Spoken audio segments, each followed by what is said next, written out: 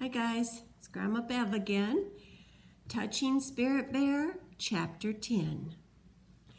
As Cole lay thinking about the sparrows, pain surged back and forth through his body. He felt himself slipping into darkness and blinked hard, doggedly clinging to life, willing himself to not let go. For hours he kept blinking, but by dawn, staying conscious seemed less important, and now he hung on the edge of existence, detached from the real world, weightless and moved by the wind. Thoughts of the sparrows disappeared. As daylight seeped through thick curtains of haze, a new pain arrived and gradually worsened until it could not be ignored. Pressure had built in his lower gut. He needed desperately to go to the bathroom, but he held back, grimacing.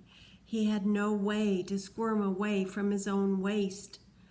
Finally, the pain became so sharp, Cole let out a deep groan. He couldn't fight his own body any longer. Painful shame gripped Cole as waste slipped from his body, and a raw stench filled the air. He jerked his head and his arm to drive away the mosquitoes swarming around him, but they returned instantly. Finally, he gave up. An absolute and utter hopelessness overwhelmed him. He felt like a helpless baby, not able to roll away from his own filth. He wanted to hate somebody, to be angry, and to place blame on everything and everyone for this moment. But anger took energy, and Cole no longer had energy. As the sun climbed over the trees, black horseflies started attacking. Ow. Unable to drive them away, Cole felt the huge insects bite him. He gazed desperately away at the fallen tree beside him. A 10-foot trunk remained upright, its ragged top charred where the lightning had struck. Whiffs of smoke still curled upward. Beside the trunk lay a tangle of broken timber. Cole watched the birds flitting among the downed branches, feeding on bugs and worms. For them, the storm was over and life continued. The falling of the tree was simply a natural reality, like the passing of another day. Cole eyed the birds as he struggled to concentrate. Something in those branches had been important. His gaze wandered to the ripped-up grass under the splintered branches and crushed boughs. What had been so important in that maze of destruction? He spotted a small, brown, fist-sized clump of twigs not 10 feet away. The nest! That was it. That was what he had been searching for. Something about the nest was important. But what? And then he found them. First one, then two, and then a third and fourth. 4 lifeless baby sparrows scattered in the short grass where they had been thrown from their nest. Matted fuzz covered the twisted little bodies. 2 had died with their big yellow beaks open, as if searching for food. The other 2 lay facing the nest, their necks reaching out. Even in death, the sparrows had strained toward their nest. They had tried to make it back to the safety of their home. Cole envied the dead sparrows. He had never really known any home. It sure wasn't the big brick building that his parents landscaped and fixed up to impress the neighbors. Nor was it the empty space he returned to most days after school. Even before his parents' divorce, Cole had always wanted to run away from that place. As Cole stared at the tiny bodies, sadness flooded through him. The sparrows were so frail, helpless, and innocent. They hadn't deserved to die. But then again, what right did they have to live? This haunted Cole. Did the birds' insignificant little existences have any meaning at all? Or did his? He watched one solitary gray sparrow hopping among the broken branches near the nest. Was that the mother? Was she looking for her young? Cole licked his cracked and dried lips. At least the babies had a mother to search for them. Nobody, not even a scrawny gray bird, was looking for him. Cole's eyes grew moist. He couldn't stop thinking about the tiny birds strewn in the grass. Had they suffered before they died, or did their fragile existence just suddenly stop? And what had happened to their energy when their hearts quit beating? It didn't seem right that now maggots would eat their little bodies, or maybe they would just rot into the ground to help the grass grow. Maybe that was the circle Edwin had spoken of. You live, die, and rot, and then something else lives, dies, and rots. Cole understood this cycle. Beside him, a tree had already died, and already ants and bugs crawled among the cracked bark and splintered wood. For them, life went on. In a few weeks, they would make new homes from the wood, and with time, the tree would rot and become dirt. And then a new seed would fall and grow, and another tree would push upward. Years later, that tree would fall back to earth and begin the cycle all over again. Yes, death was a part of living. Cole knew his own body would eventually die and decay and be reduced to dirt, and that was okay. That was how the world worked. But how had the world benefited from his living?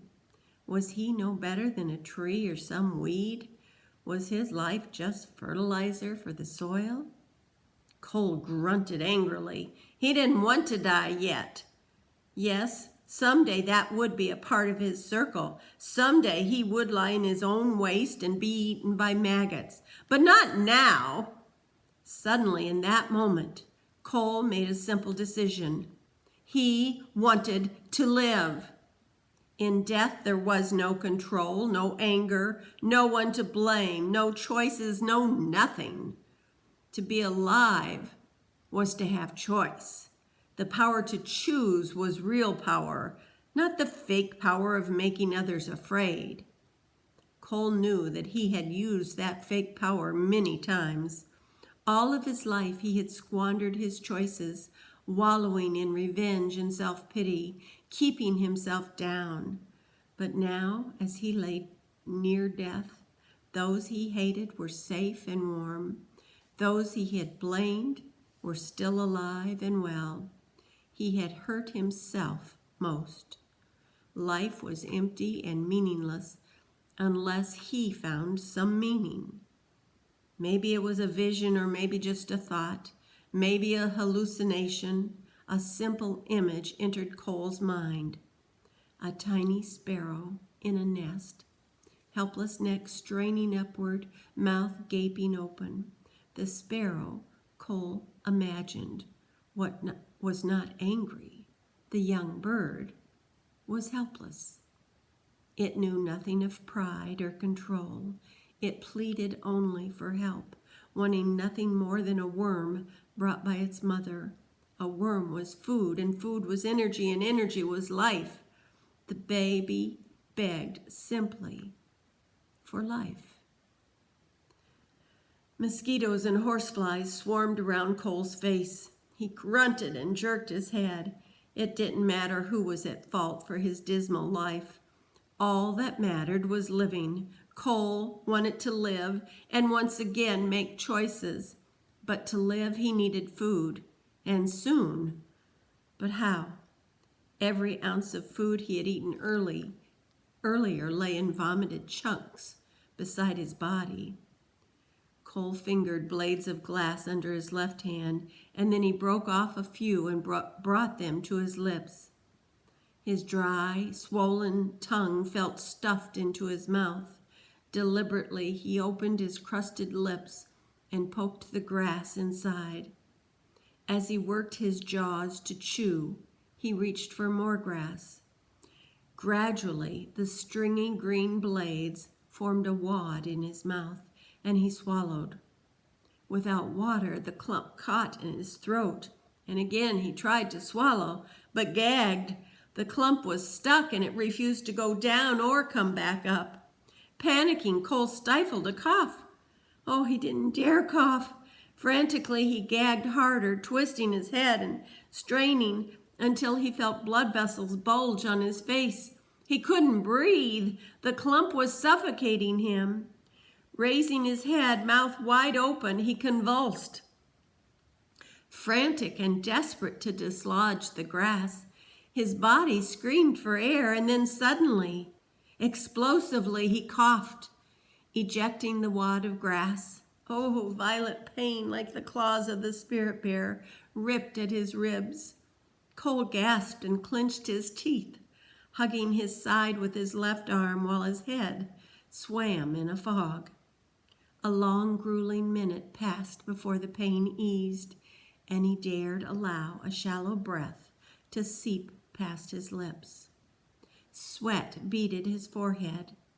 When he opened his eyes again, he glanced around and found the stringy lump of grass on the ground beside his chest. He stared. But what other choice did he have if he wanted to live?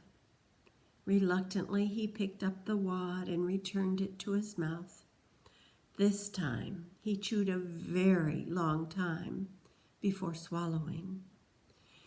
He exhaled with relief when the grass went down. As Cole reached for more grass, he spotted a worm near his hand and grabbed it instead. The long worm bunched up and squirmed to get free, so he brought it quickly to his mouth and poked it safely past his cracked lips. It coiled against his tongue as he bit it and started chewing. The worm was easier to chew than the grass, and it went down with the first swallow. Cole searched for another. As he searched, the rain began again. He opened his mouth and let the drops trickle his tongue. Maybe the rain would bring out more worms. The second and third worms Cole found were smaller, and he ate them quickly. His teeth crunched on dirt, and there wasn't much flavor, but he chewed as he watched another big worm creep slowly past his hand, just inches below his reach. Failing to find more worms, he turned his attention to bugs. The ground teemed with insects, and he began putting ants, beetles, spiders, and even a fuzzy caterpillar into his mouth. With each insect, he closed his eyes and imagined a baby sparrow reaching upward with an opened beak. Finally, exhausted, Cole rested. Some time later, the rain stopped, and a warm sun brought back the thick clouds of mosquitoes and horseflies. They swarmed over Cole's body as if it were a dead carcass. He tried to shoo them away with an awkward swing of his hand, but they returned before his fingers touched the ground. Dozens blanketed his bloody face, neck, chest, and arms. The only place Cole felt no bites was on his broken right arm. He raised his head to look. His right arm was shaded black with mosquitoes as thick as hair. Cole could only stare, and finally he closed his eyes. In the darkness, he still felt the sharp bites of the horseflies, and he felt the mosquitoes, dozens and dozens of tiny pins, pricking him, sucking at him, leaving their itchy venom behind. If only he had the Atoll blanket for protection. He had no idea where the blanket was. How could he have ever tried to burn it? It would have protected him from the cold, the rain, the wind, and the insects. It might even have protected him from himself. Cole lost consciousness again. Hours later, drifting awake, Cole became aware of a tickling sensation on his left arm. He opened his eyes to find a small gray mouse perched on his elbow, working its way toward his wrist. It stopped every step to poke a whiskered nose about. Cole lay motionless as the skittish mouse ventured across his forearm and sniffed at his wrist, and then inched onto his upturned palm. Cole held his breath. He would only have one chance. Catching this mouse would be better than a dozen worms or 100 bugs. The mosquitoes had not slowed their feasting. Hundreds covered Cole's exposed skin, their tiny torsos swollen with blood. Several landed on his eyelids, and Cole blinked to try and drive them away. He dared not move his hand to swat at them.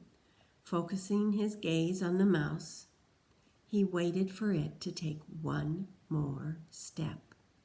It moved its whiskered head back and forth with a jerky caution, and then stepped forward. Cole clamped his hand closed. Tomorrow, Chapter 11.